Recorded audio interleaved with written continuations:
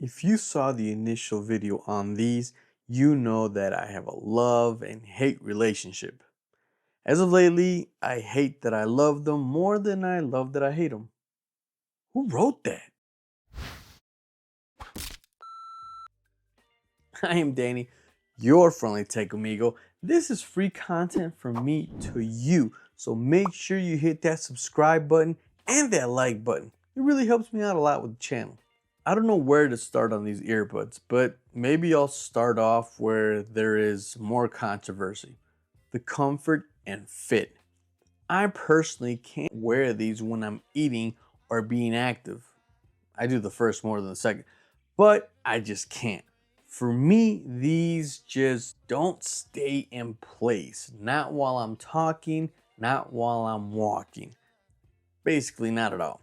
But I have detected my sweet spot, and that is when I'm in bed. Reminder that these are no-tip earbuds, so for the most part, they fit comfortably when laying on your side and they don't jam up into your ear.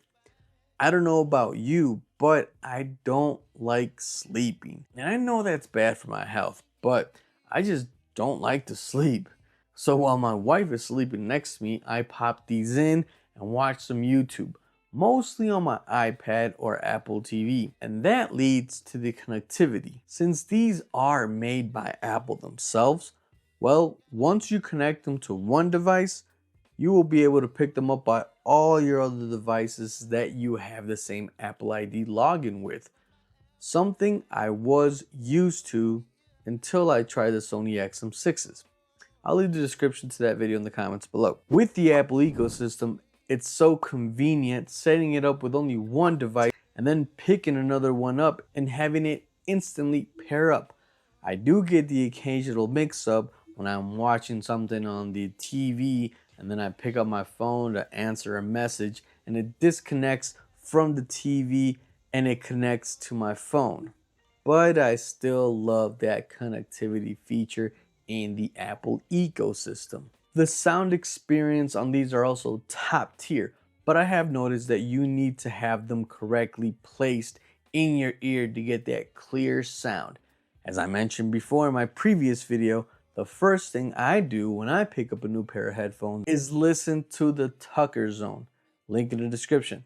But these are very well balanced between highs and mids. You do get a good bass punch, but only when you have the correct placement. But as soon as I yawn or chew gum, that placement is not the same. Also, I have noticed a little bit of white noise while using the ANC, but nothing too dramatic. And for these not having ear tips, the ANC is quite impressive. Let me know down in the comments below, are you guys team tips or no tips? But always tip your waiter. Transparency mode is also top notch. There are some times I forget I have these on because of the comfort feel and I'm able to hear my surroundings. I'm surprised I haven't lost them yet since they never stay in place in the ear. Adaptive noise is also nice, I guess. I don't live in a busy city, and when I do go out for walks, there's almost like nobody around, so I can't really touch much on this. Speaking about touch controls. These do have some pretty basic touch controls in the bottom of the stem. You have your squeeze once to pause or answer a call. You have your 2-time squeeze to skip a song. You have your 3-time squeeze to go back. Don't have volume control on the stem of the AirPods, which is a bummer, but I have gotten used to them now that my wife did actually steal my AirPods Pro 2nd Gen. Do you wish they had volume control? Well, of course, but it is what it is. There's also a touch sensor in the front of the case. This is used to pair by tapping a few times. Just make sure you don't tap too many times. Otherwise, you reset them to factory settings. But if you still want to buy these in September 2025, I highly recommend that you do get the ANC ones since they do have a few more perks. Just the case itself, you get a speaker, and of course these will be in the Apple ecosystem so you can use Find My if you misplace them. But the case itself has a speaker. Now I know what you're thinking, how does a case that small have a good battery, acts like an Apple AirTag, and still have a speaker in there? That's the magic of Apple, I guess. But the speaker is pretty loud, and I have used it on so many occasions. Remember in the beginning of the video, I mentioned that I use these while in bed? Well, guess where I lose them most of the time? Yeah, in between the sheets or under my pillow. So having a pretty loud speaker helps me locate them fairly easy. Of course, you can charge the case with a USB-C cable or a wireless cable, including your Apple Watch small puck. This is so convenient when on vacation. Usually I just bring a few USB-C cables and a couple of Apple Watch cables. Easy peasy. Now this does come with the H2 chip, which gives you a great sound response with Dolby Atmos and spatial audio.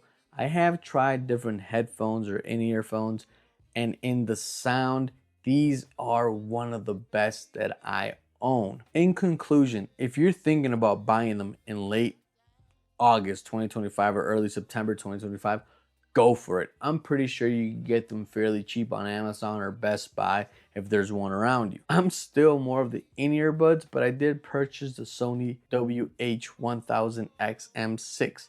And if you want to see that video, click here now.